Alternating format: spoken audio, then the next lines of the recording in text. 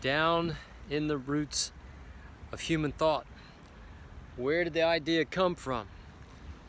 And the question come from? What? Is there a God? Is there no God? Where do these ideas come from, and why do they persist? If you follow anything by Tolkien, you know the story of the Hobbit and the Lord of the Rings. And Tolkien wrote his books not as allegories in the same way that Lewis used allegory in his stories of Narnia, where there's a direct parallel between one image and another image found in reality. No, Tolkien really wrote his books more as a myth, what he believed was a way of expressing deep truths.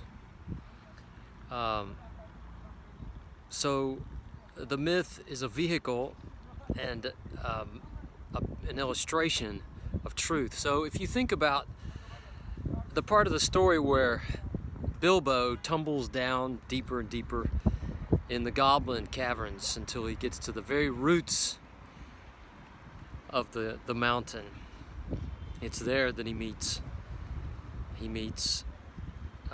Gollum. And Gollum has this ring of power. They don't know the full extent of its power, but it's a ring that can turn people invisible.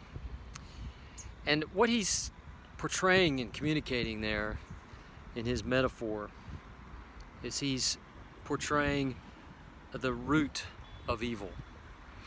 Down deep in the heart, the root of evil. The root of evil in the story is found at the very roots of the mountains. When we think about the root of good and the root of God, if God has a root, certainly there's a root of the story about God, the idea about God. There's a root, our roots, tap roots in the history of humanity.